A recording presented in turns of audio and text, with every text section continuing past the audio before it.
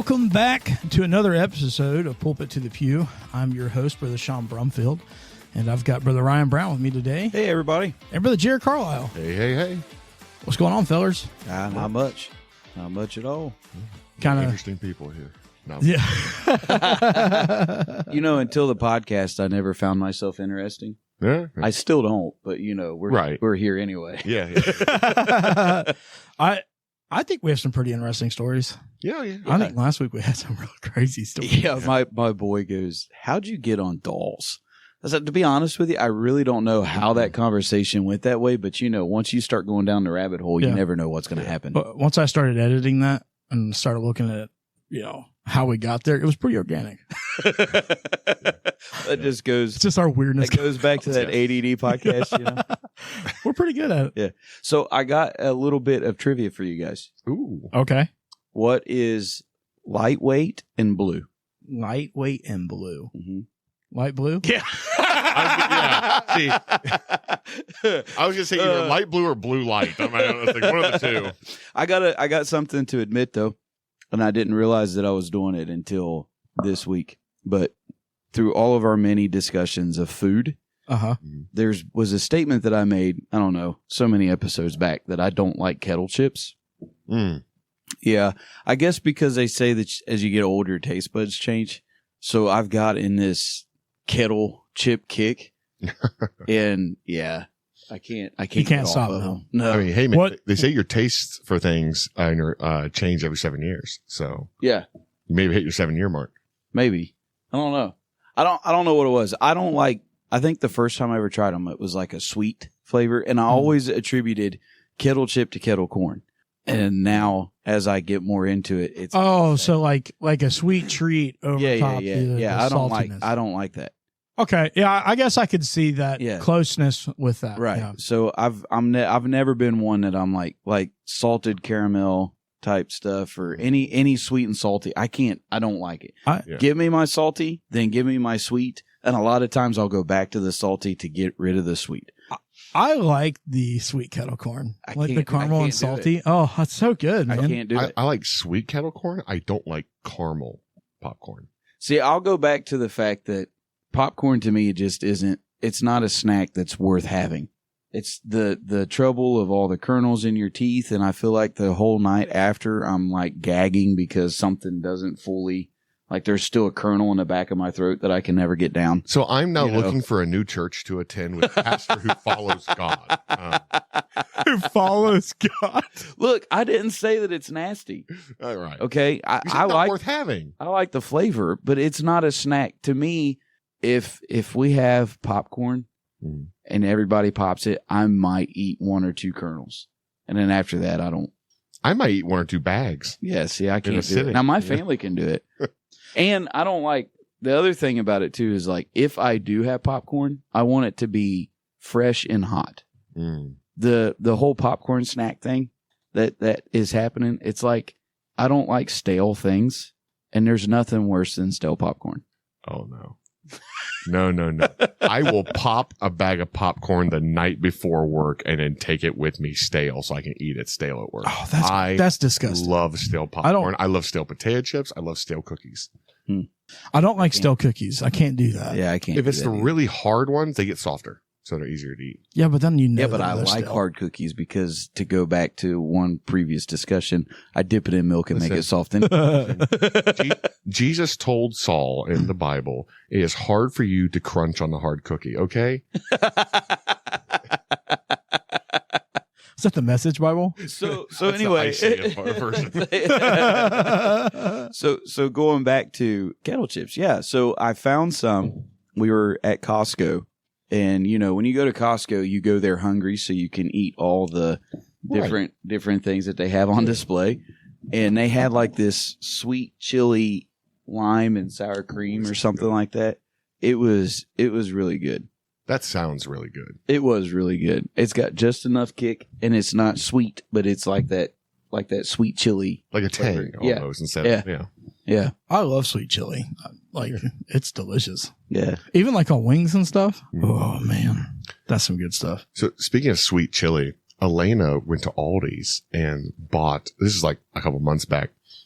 sweet potato chips, but they were sweet Thai chili. I ate the whole bag. Yeah, that's good too. They were just so good. It wasn't spicy. It was just like a sweet tang, and it was delicious. It was. So do you like Thai food in general? I don't eat a lot of Thai food. I don't know if I like it or not.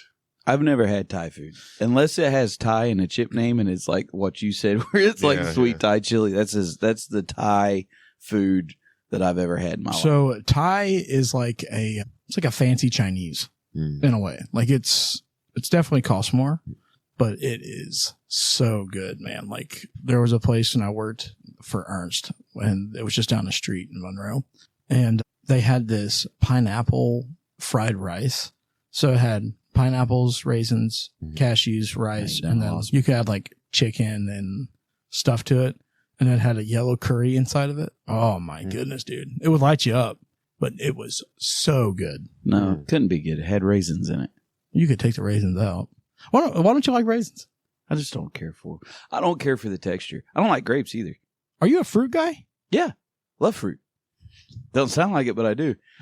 Watermelon, kiwi, strawberries, raspberries, blueberries, not blueberries, blackberries. Blackberries are good. Those are blueberries, especially in pancakes. Nah, I can't stand man, blueberries. So good. See, I don't like blueberries and pancakes. I like muffins though. Blueberry muffins are good. I like the blueberry muffins, but I prefer the pancakes. I a even nice hot pancake with blueberries in it. Oh, I like kiwi and cantaloupe, all that stuff. I'm just not a big grape guy. So grapes, here's the thing. Grapes with me, it's got to be firm. Like it can't be mushy. Nope. It's got to be firm, and it's got to be like, I call them purple, but I guess they're considered red. Red, yeah. And sweet. Yeah. I'm with him on that. Blueberries. I love grapes, but they have to be that. Yeah. Now blueberries, I've never had a blueberry that I ate and I was like, oh wow, this is really good. No, I don't like blueberries raw. I can't. Never had. I don't like Yes, that. yeah, I'm with you on that. That's like a parfait kind of thing for people. Like I don't. Yeah, I don't mix do it with parfaits. other fruit with some yogurt and some granola. I'll eat it. Yeah. Yeah, I'll do that for sure. Whatever. It is good when you put a blueberry and a raspberry and eat those together. I have done that before. Berry fusion. Yeah. it's There's some blue ratatouille stuff going on over here. It's He's blue taking a raspberry. Bite of one and No. He sees colors. and it's exploding in his mind. Raspberry's got the little hole in the middle. You just take the blueberry and stick it in the middle and pop it all at one time, man. That's all you got to do. That was my wife was trying to get me to eat blueberries, and that was the only way I could eat them. No, I don't. Why like them. specifically blueberries? She loves them. Oh, so in my wife's mind, she wanted you to enjoy it with her. In my wife's mind, if she loves something, it only stands to reason that I should do. It's kind of like when she goes, they're gonna buy you a gift, and like, I think you would like that. I'm like, why do I need a laundry board? Right? Well, I just kind of thought it was nice. I thought you'd like it. You're like, nah, I'm good. Yeah, I have a dryer. Honey, I bought you this for your birthday. Wow, this is everything we need to fix that hole in the kitchen. Man, whoa! All the time when we're going out to eat, we have different tastes. Always have, and that's fine, perfectly fine. And if she orders something new and she tries it, and she's like, "Oh, this is so good. I think you'll like it." And I always respond with, "No, I didn't order that for a reason." And sometimes I will try it because, I'm curious, I guess, intrigued. So I'll try it and I'll just say, nah, that ain't for me. And she says, it figures. You never like what I like. Oh, that's tough, dude. Ouch. But I did get her, because she was also with me on the Kettle Chips, but her reason was something different. She said that they tasted stale because they're more crunchy. So to her, they were like, the texture made it stale feeling to her. I just gotta tell you, I don't allocate stale with crunchy. I think of like a soft, like, that sounds like weird, like sandy. Like when you like have like if you're making a sandcastle, you push it and it like starts to fall apart. That's what I think of like stale, like texture wise. Yeah. Like when I go to like eat like a cookie or something, it's stale. She did. She always thought that to her, if she ate a kettle chip, her mind always took it like she was eating something stale. So we went to Casey's, the gas station, and, got good old healthy gas station food in a hurry, and I was like, well, I've expanded my taste. So now I'm eating kettle chips, right? So I got to try these other kettle chip flavors. Yeah. So I found some that was Honey Dijon. Oh, I bet that was amazing. Yeah, they were outstanding. And so I was sitting there eating it in the car as we're driving, and I was like, Beck, you've got to try this. I think you'll love this. The only complaint I had is I do wish that it was a little bit more tang with the mustard. I mean, it wasn't overpowering on the honey, but I like more tang. And so she's like, man, she goes, I just don't like kettle chips. They taste stale to me. And I was like, well, try this. I really think you like the flavor. And she ate, she shared the bag with me once it was all said and done. I'm gonna say it for Jonathan since he's not here. I am still a Miss Vicky's fan. The jalapeno Miss Vicky's is my favorite. I don't know if that's his favorite or not, but it's definitely one of my favorites. I love that. Like, that tastes so good. Well, I like jalapeno flavor. Yeah. Like the beef jerky? Like the beef jerky. Oh, dude, we got to do that live so people can really tell we like it. My brother found some, I don't know what brand it is because we found it too, but jalapeno cheddar brats. That's got the jalapeno cheddar. Oh, yes. So whatever brand that my brother bought versus mine, the flavor was different. So mine, the brand that I had a jalapeno flavor, but it wasn't very strong, and it didn't really have a kick. It was more cheddary than it was jalapeno. Man, my brother bought some, and it was like, you take a bite in that thing, and that thing lights you up the moment you put it in your mouth, Yeah. But I love jalapeno. I like the jalapeno. Not big on jalapeno. I'll eat it. I'm just not. Is it flavor or heat? Flavor. It's not terrible. It's not something I'm gonna choose. I'm not gonna grab it and put it on my nachos. But if I get pre-made nachos and they're on it, I'll still eat it. Yeah. I'm just not gonna choose it. It's a very earthy flavor. Well, they're also pickled when they're in the vinegar. Yeah. So if you get them just raw jalapeno outside of the jars, it tastes nothing like what you get. Oh, okay. In the jars, because the jars are, they're kind of, I don't want to say candied, but they're kind of like a pickled type deal.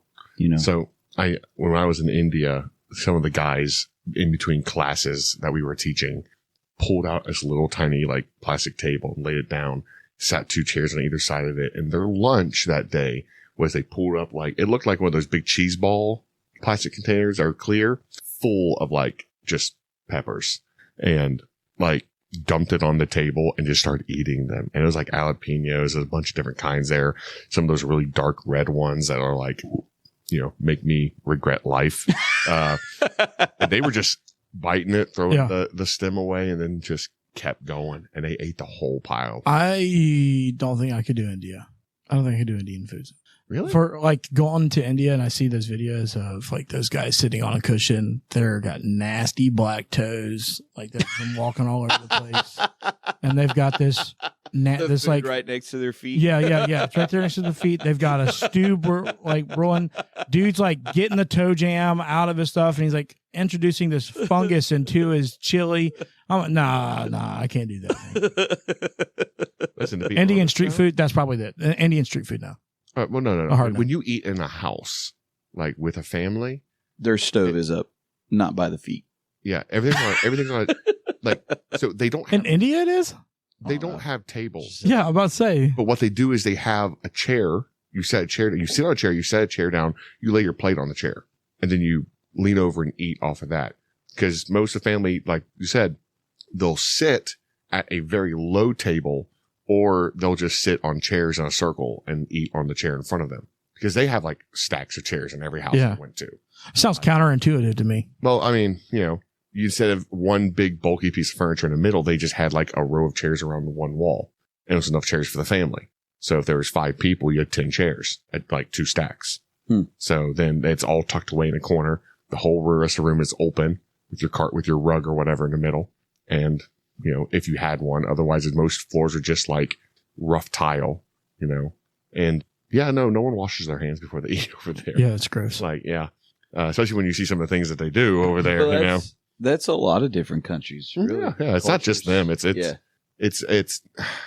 third world. Before COVID, it was that way in the United States too. You're into the Golden Corral?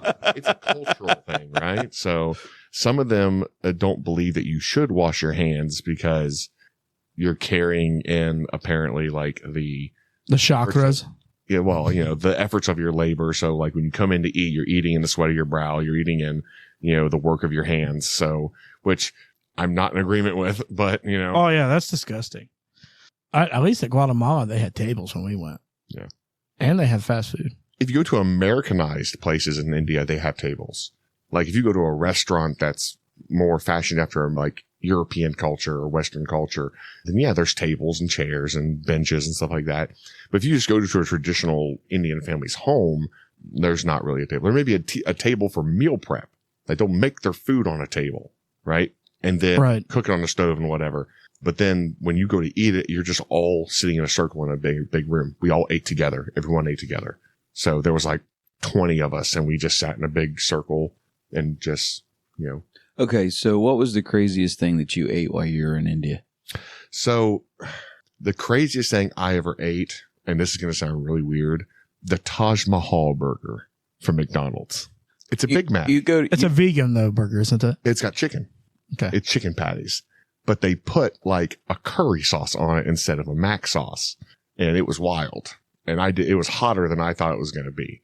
And I ate one. So was it good or not? Oh, it was good. But man, was I on fire the rest of that, like the rest of that day. Like my mouth was just like burning on the edges the rest of the day. Why did I eat this? Oh. That's hilarious because I did not expect after you had this conversation with eating with traditional Indian families, you know, they have different cultures, different foods, different animals that they eat or so on and so forth. I never thought that you'd say, I got a Big Mac from McDonald's. Yeah, right. Okay.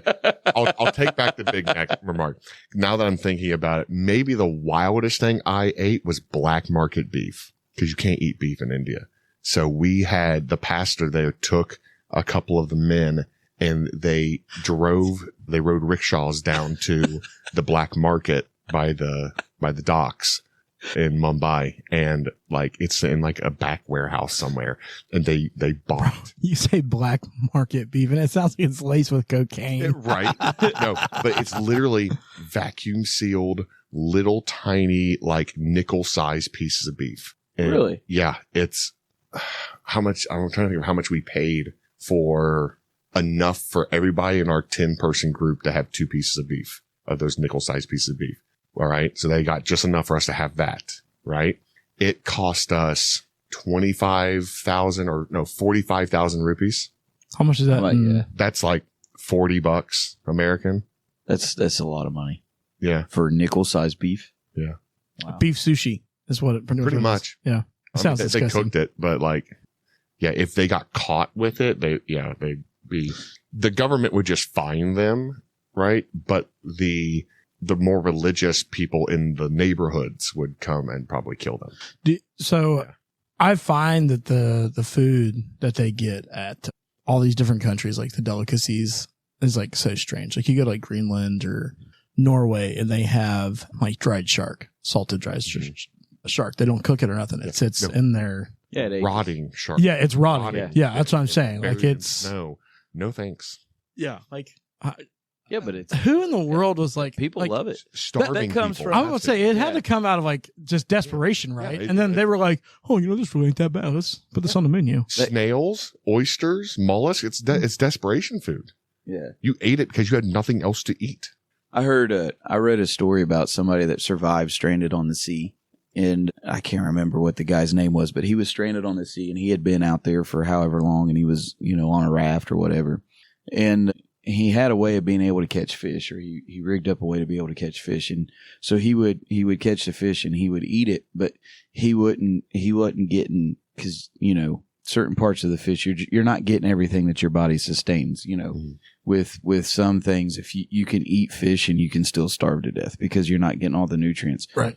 And he said that the craziest thing is as he went longer and he was stranded, parts of the fish that he was throwing out, he began to actually desire. So like the eyes and stuff like that, stuff to that nature, because his body was craving those nutrients, and he started eating some of the stuff that he threw out. But that's what kept him alive, because those nutrients were inside whatever pieces that he was at first discarding. He would start eating it in one way or another, and that's what kept him alive. It's crazy. To think of different things like that. So when you go into different countries, basically you make food out of desperation. Yeah. I think, And If there's one thing the movie Atlantis taught me was eat the eyeballs where the nutrients are. Yeah. Talking about both that. Oh, Yeah. I want to dispel this because if you go to eat Indian food in America, obviously it's not going to be a Oh, it's Americanized. right. So when you think of like, okay, we just had our homecoming dinner and we had fried chicken, right? And you get a drumstick. Drumstick's pretty nice size. Yeah. You know, the chicken on, like, they would put a drumstick of chicken with every time we ate. You know, we had chicken tikka masala almost every day. Yeah. And they put one drumstick in each person's plate. It was like Half the size. maybe. Yeah. Didn't have all that steroids and junk in it. Yeah. Right. If you look at fried chicken back in like the 60s or 50s and 60s, Mhm. it ain't nothing like what it is now. No, we've done something to our animals and make them huge. I heard that they're trying to make like a 10-pound chicken or something like that, or something of that nature. Like A turkey-sized chicken? yeah. Yeah. Yeah, right now they're working. That's nuts. They're working on trying to It's do the like a dire 10-pound. chicken. A dire chicken? The dire wolf of chickens. Yeah, it is. It's stupid. It doesn't crow. It's a rooster. It doesn't crow. It just roars. I seen a post on Facebook a couple of days ago, and it showed this picture of this T-Rex, and then like in the caption, it was like the T-Rex's closest relation is a chicken, and they took that and they like drew like bird feathers and like the chubbiness like of a chicken all the way around it and made it look like a little egg laying chicken. Like it was so funny. My favorite thing, somebody made a video where it was like an armadillo next to like a stegosaurus or an ankylosaurus. And it's like, I lost my armor. And it moved on to something else like, I lost my size. I lost my strength. And then it went to like a projection of a T-Rex in the clouds, like from the Lion King. And it's like, remember who you are. And it's just chicken going into the sky. I'm like, that's so stupid. I think I've seen that too. I probably sent it to you. Yeah, you probably did. Yeah. I just think it's so crazy to think that a dinosaur was like closest relation was a bird. Yeah. You know, like because like I mean, that's what they say. because like the Jurassic Park, you know, stuff is like, oh, these are reptiles. Like, Oh yeah, it's like you know? no scientist thinks that like a velociraptor. Yeah, They don't even call them velociraptors anymore. So there's so many different variations they can yeah. find now, and almost all of them have feathers. Or Yeah. Yeah, I've seen that. Yeah. There's like Utahraptors, Velociraptors. So there's so many different types that you can go to now that are like, you know, different climates. So like different, you know, body types, different, you know, everything, different sounds they make. How they come up with this, if you go look into it, they're just guessing. They're Yeah. making it up as they go. They have nothing. say that like the T-Rex, you know, like that standard roar that comes from a T-Rex that we know. Yeah. They say that it's more like it's a very low frequency that it's not even really a sound. It's more like it's more of a feeling. Like they said that looking into the echo chamber inside the like the skull and like through the throat and stuff, that there's no way for it to make an actual roar. It would be more like a crocodile's like gurgle in the water. Yeah. Like it's like, or like that feeling, like when you get close to it, like, I don't know if you've ever had this, like, yeah, like if you get like next to something that kind of like startles you, like you kind of feel like shook. They'd say that's what you would feel, and you wouldn't even hear it. You would just feel like something was coming to get you. Yeah. I think the footsteps would give it away. Oh yeah. You think, but you can look at a lot of really heavy predators out there and you think, man, they're just gonna be crunching on everything. Oh, And they you can watch them do that they can real slow yeah. Yeah. footfall, Yeah. and it doesn't make any noise. Yeah. Well, even like an elephant. Elephants aren't like this, like loud, obnoxious. Like, I mean, obviously if they're stampeding, you know, or you get a bull that's coming after you because you're too close to its pod. Is they call it a pod? Is it a pod? I think Yeah. it is. It's more well-like than it is like anything else. But I mean, they're the same size. yeah, fair enough. But like, they're not these loud, like paw, paw, paw, paw. Like, I hear people stomp louder than an elephant does. Yeah. Like going to Yeah. the house. Yeah, for sure. I mean, because you hear stories of people on safaris and get snuck up on by an elephant because they're so focused on something else. They turn around and there's just this massive gray thing behind them, you know, and they're just like, whoa, you know. But like, there's stories where a guy got picked up off of one of the Jeeps that we had the thing you can sit in up top with the fence around it. Because they're looking for like a lioness or something like that was supposed to be out here by this tree. And they're watching, and they knew the elephants were behind them somewhere. But all of a sudden this truck comes by and just wraps this dude up, picks him up, and just drops him outside the car. That'd be awesome. No, I'd be freaking out, man. Because like I've heard the stories of the dude like getting picked up by an elephant, shoved into its mouth, and it bit down on him, broke all of his ribs, and pulped a lot of his organs, and he barely survived because a safari guy was nearby, one of the guides was nearby, and like started firing his gun into the air and to get the elephant to go away. And when he got away, he ran over, dragged him back to the car, and drove him like the 40 miles to the nearest hospital. Yeah, because like when you listen to it, I mean, obviously, like they don't have pointy teeth or anything. They just have gigantic molars. Yeah, it's just in like the back. molars. That's all it is. I mean, right, they're crushing power. Yeah, it's the same as hippopotamuses. Yeah, and you would never think that they would be some of the hippopotamuses do have this little tusk on the front. They do. Yeah, but it's not the tusk though. No, it's their. No. I mean, they can take a watermelon and they can just crush it in their mouth, and that's like 10% of their strength. Yeah, like I mean, they're the deadliest animal to humans in Africa. Yeah, they're so much faster than you think they are. Oh yeah, and they're aggressive, man. They are 100% aggressive. Like, and like I've watched people hunt them. It takes way more than one shot. To dude, even through the head. Like I've watched people shoot, and you could see it penetrate and go through its head, but then you see two more puffs in the same spot from where the guys behind the hunter shoot it as well before it finally drops. Yeah, I'm just like, man, dude, I'm an animal lover, but I don't think there's any way that I could do a safari. Mm-mm. There's just no way. No. Like when you put into the idea of, I mean, obviously like the documentaries and stuff that you see of the Serengeti and all that, they are like almost a mile away with the camera. Like, I mean, because, or at least from what I understand. But like, then you see these like people who go out and they look for elephants, and then there's a pride behind them or something, and they just sneak in and like pull people out of like the Jeeps. I don't think I could. There's a part of me that would love to do a safari.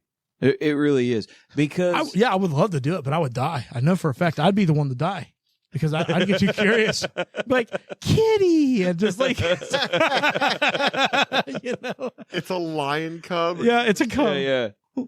Oh man, I do think it would be really cool to go on a safari. My wife sees those pictures of those restaurants where you have all the open windows and the giraffes come in, like they stick their heads in as you're eating dinner in the restaurant, and the giraffes come in and basically you can feed them off your plate or whatever. Yeah. Hey, don't order a salad, by the way. You'll never eat. Yeah. Which the giraffe is my wife's favorite animal. She absolutely, she has always loved them. Absolutely loves the giraffes. If we go to the zoo and we get there in time, we have to buy something for her to feed. Yeah, because there's so many more cooler animals out there than a giraffe. I don't know. Have you ever watched those things fight something off? Have you ever watched? Yeah, they like fight each break other? their neck.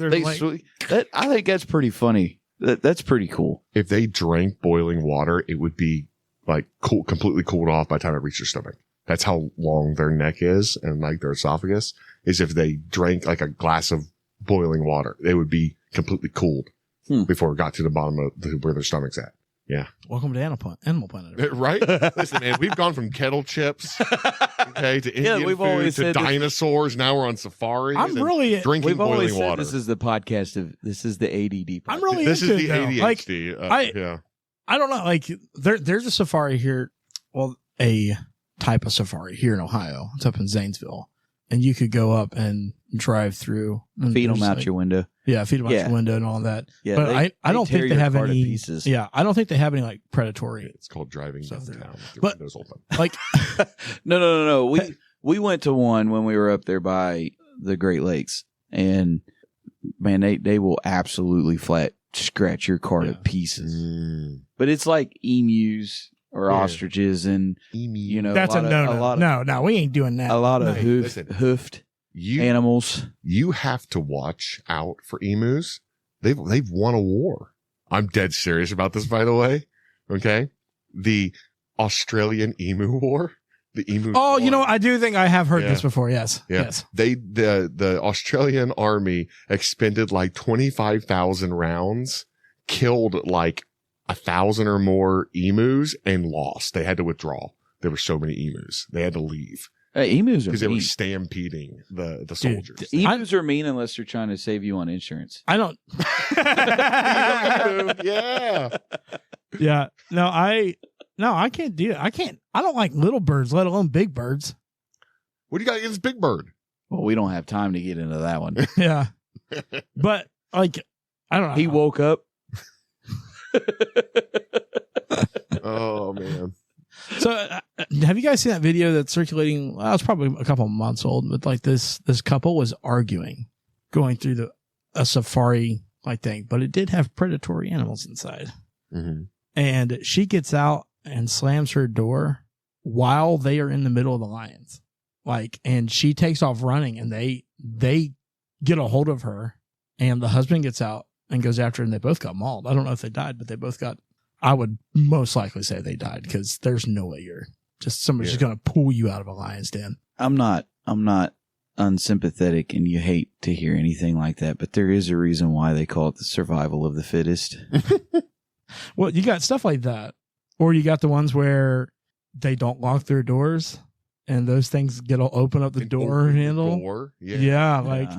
Dude, like the handle and just. I'm sorry. Okay, so I'm gonna have to get new underwear if you do that. That one there. Bring me my brown pants. Yes. So that I wouldn't say survival of the fittest, because that could just be an oversight, especially if you're driving in cars that are supposed to lock automatically. Mm-hmm. I mean, I don't think to lock my door nowadays. Yeah, I don't care if your door's locked automatically or not. I am double checking to make sure that my door is locked if I know there's lions and bears. Well, I'm going to tell you right now, I ain't never getting out and running in the middle of them. No. I don't care how mad somebody makes me. If we get in an argument between me and my wife, be like, listen, I'm mad at you, but I ain't dying for you right now. We're just going to stay right here. Not, I heard there's a story told of this older couple. They used to go to the county fair, and they were up in their 70s now, and they never missed a county fair from the time that they got married on up. And the gentleman knew that, he's getting older. The one thing he always wanted to do was take the helicopter tour, and he was never able to because it was always expensive. Mm-hmm. And there the last couple of years, it was $50, and he always told his wife, I'm getting older and I want to be able to do it. And she would always say, $50 is $50, and she'd walk away. And so they go to the fair this year, and they go, and he stops the helicopter tour, and he's made up in his mind, I'm going to take this tour. I don't care what she says. And he says, listen, I'm getting older. My time's running out. I want this helicopter tour. And she said, $50 is $50. And he started arguing with her, and he said, no, listen, I'm going to do it. And she just kept saying the same thing. So the helicopter pilot comes up to him, and he hears them arguing, and he says, you know what? He talks to him. He says, I'll make a deal with you. He says, you go up, I'll give you a helicopter ride. And if you can stay quiet through the entire ride, the ride's free. But if you say one word, you've got to pay the $50. And so he looked at his wife, and his wife agreed. So the pilot takes him up, and he takes him through the tour and all that stuff. Well, then he starts doing some crazy stuff. He starts trying to get them to say something. And to his surprise, there was never a word spoken. And so when he landed, he went to the older gentleman, and he said, I really expected you to say something. And he said, well, the older gentleman said, I almost said something when my wife fell out, but $50 is $50. Wow. I was not expecting that ending. About halfway through, I remembered what this joke was. Like, yeah. When you got to it, I was like, I started to remember, but good Lord. No, we went to Gatlinburg one year, and this year was particularly full of black bear, which when you go through Cades Cove and stuff, okay, just as a little side note, it absolutely drives me crazy when people stop because they see a deer 500 yards down the road. It's like deer is not something that's rare. I can see one dead in the road anywhere I go, right? I don't go a day without seeing some sort of something of a deer. It feels like anyway. But I mean, these people will cause a 2-hour-long traffic jam because they spotted a deer somewhere out in the field. But this particular year was like we spotted, like, I would say probably 10 bear at different places. And one of them we were stopped for some reason. Well, I know why we were stopped. We were stopped because they spotted some bears.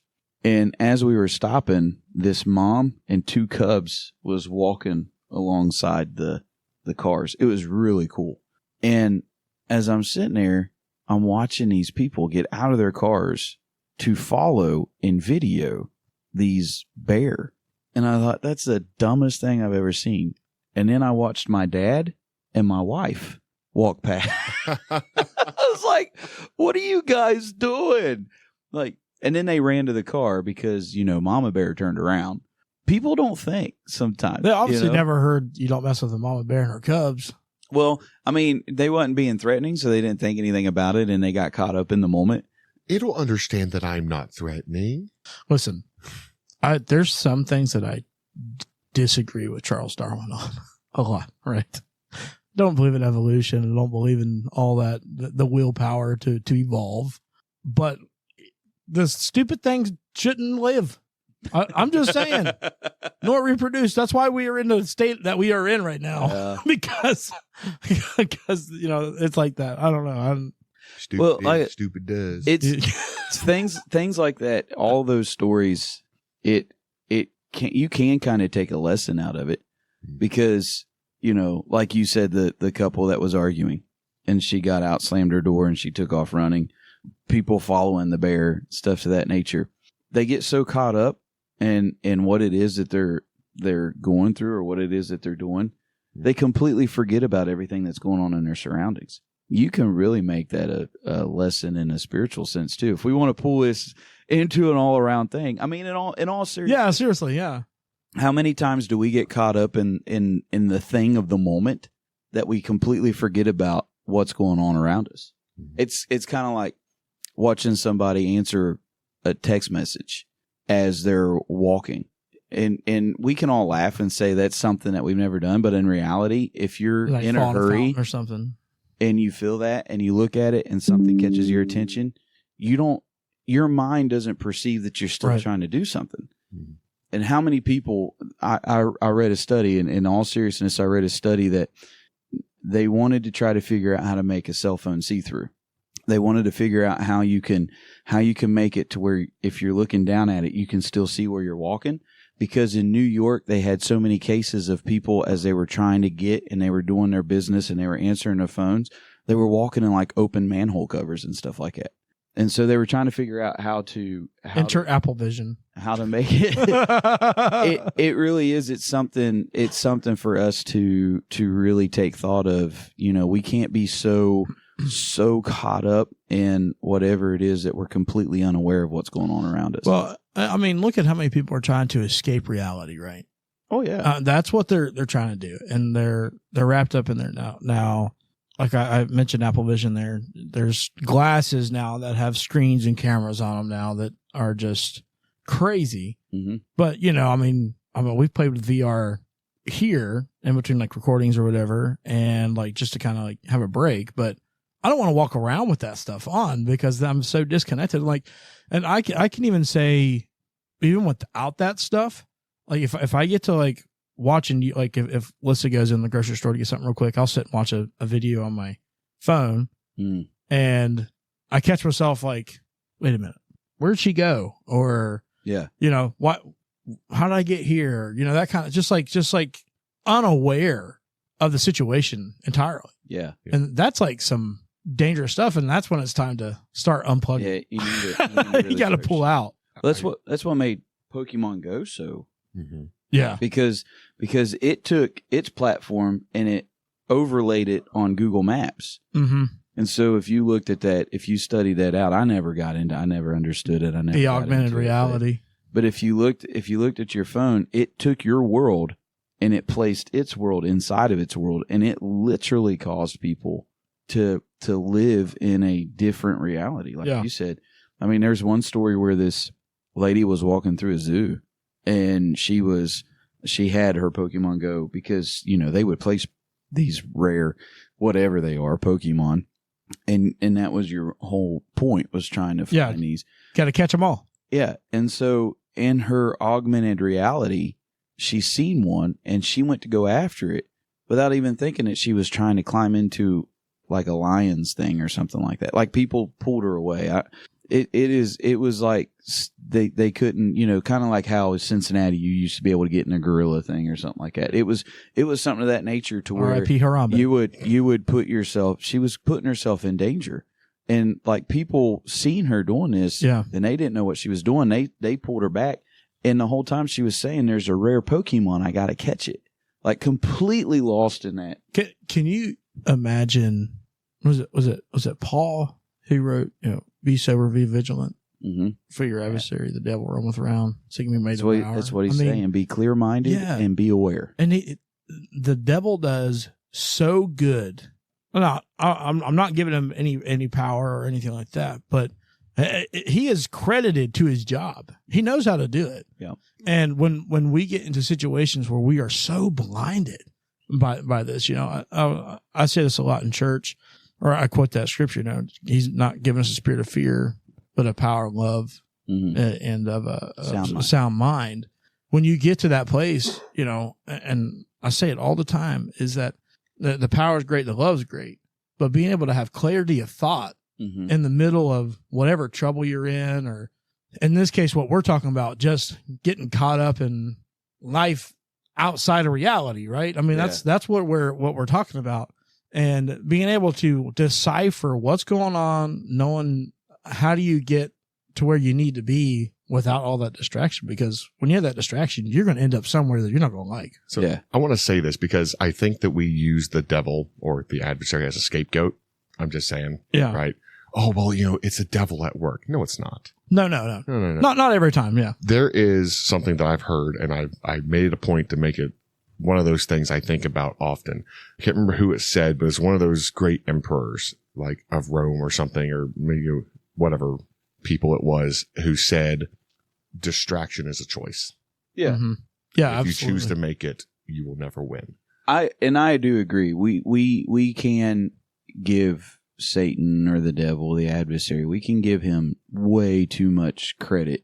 But at the same time, I do think that he knows how to use those distractions, because each distraction that we have, it's a crack for him to be able to come in. And we can't take away from the fact that he does say, be sober, be vigilant, because your adversary. And I mean, life is life, you know. Yeah.